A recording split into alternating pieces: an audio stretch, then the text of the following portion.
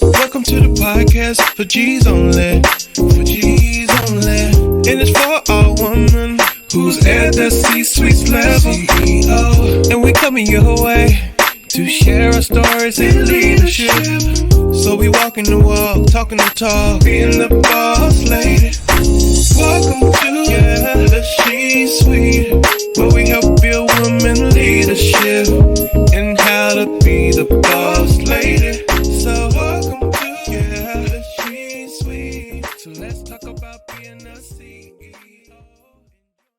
Hello, and welcome everyone to the She Suites podcast with Jodi Hood.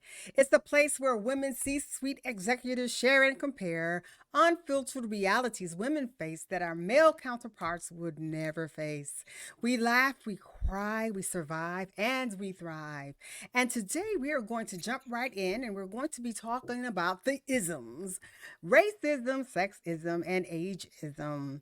Women have so many obstacles and hurdles to cross as we overcome and aspire to reach the C-suite level. But where there is a will, there's a way. And on this episode, we're going to discuss clever practices to overcome racial, sexual, and age biases at the executive level. And I am so honored to have as our guest today an experienced executive leadership coach. Her name is Jennifer Speciale, and throughout her career as an executive recruiter, candidates and other cognizant leaders have sought her expertise for challenges like making a career transition, changing industries, how to seek a promotion, how to be a better storyteller, how to develop an effective portfolio, and how to prepare some of the world's most difficult interview processes. Hi, Jennifer. Hi. Great. So we're going to jump right in. Now, as individuals continue to work beyond the traditional retirement ages, we have to understand the dynamics of aging, gender, and racial biases. Now, for older women, we kind of face a compound of challenges because they call it double jeopardy, where you are seeking for that top position, but you may be a little older and you're a woman. Now, triple jeopardy is if you're an older woman and you're a woman and a woman of color. So, Jennifer, as an executive coach, what tools would you offer, say, a 50-something-year-old woman who is continuously being overlooked for that C-suite position, even though she may be qualified or overqualified? Yeah. So thank you so much for having me, Jodi. It's really my honor to join you on your amazing and much necessary podcast. I would say the journey for each woman to the C-suite is unique for everyone. We all have different challenges, whether it's our race, our age, a disability. There are all kinds of things that present challenges that, as you said, men, particularly men not of color, do not face. For sure. So I try to focus on those things that are in our favor. Why focus on the negative? There's nothing good feels good about that, and nothing good comes of that. So focus on what is good and what your strengths are. I try to encourage my clients to act like a leader first, embody the role that you want, and just start doing it. Don't wait to be noticed. Don't wait to be chosen. You could die, waiting for Godot.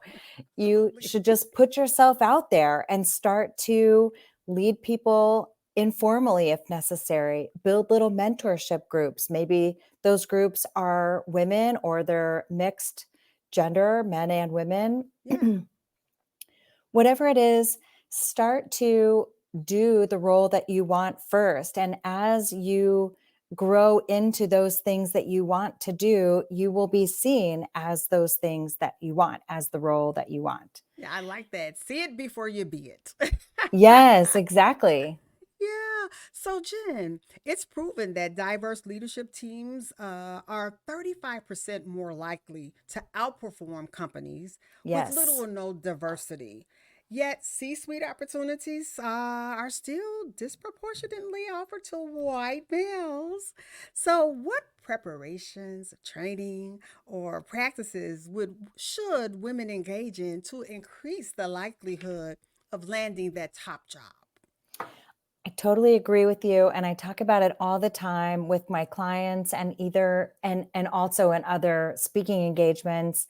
Um, Companies with more diverse teams outperform those without. It's so easy to just sit around in a group of people where you all look alike, preach to the choir, how pleasant and how easy. But Mhm. that's not where the really robust decision making happens. Just as you said, those differences create more profitability and more innovation.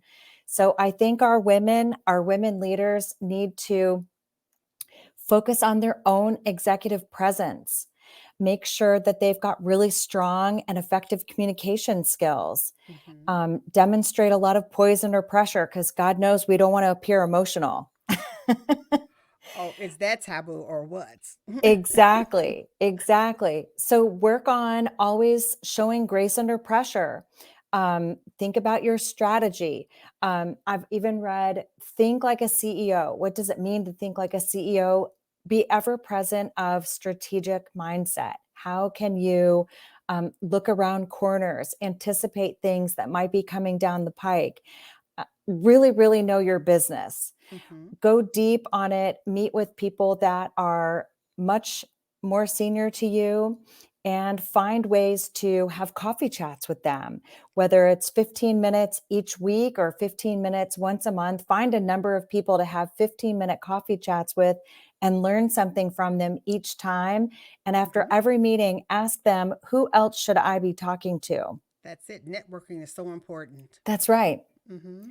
That's right. Yeah, so yeah, there's actually strength in strategy. I tell you that. Yes. So, Jen, as the workforce continues to age, it's imperative for companies to recognize and address intersectionality of age, gender, and racial biases. And now there's the big focus on diversity, equity, and inclusion. Finally. But yeah, oh yes.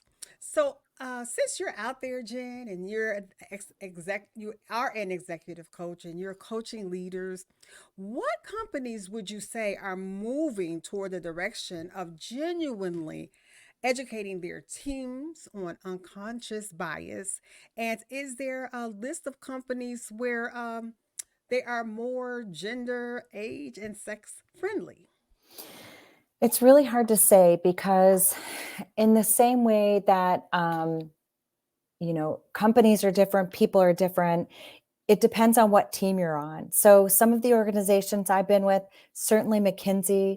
McKinsey publishes the Women at Work study, which is such a tremendous resource every year.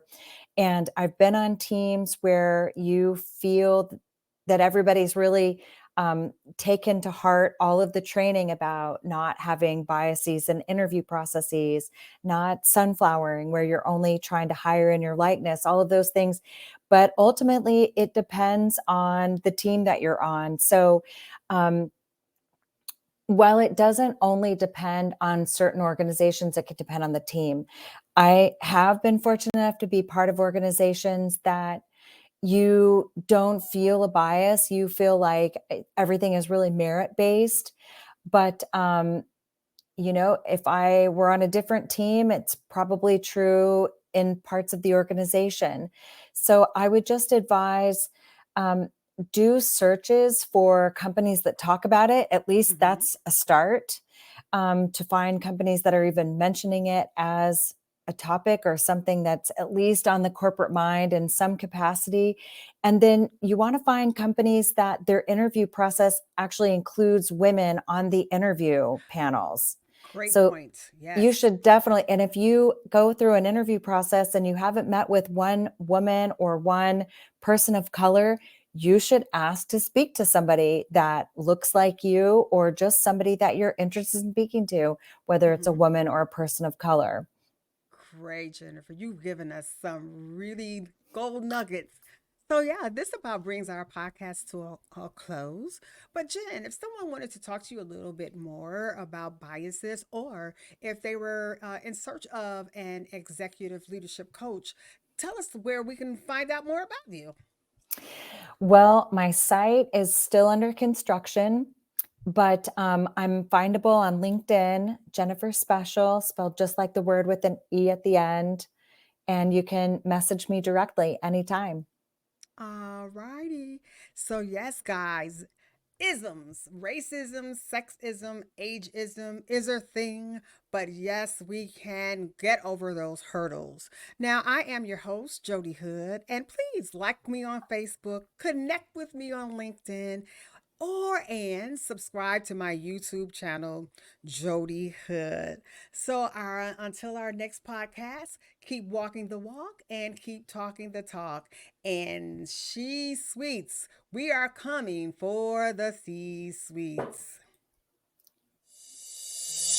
Welcome to the podcast for G's only. For G's only. And it's for all women who's at the C-suite level. CEO, and we're coming your way.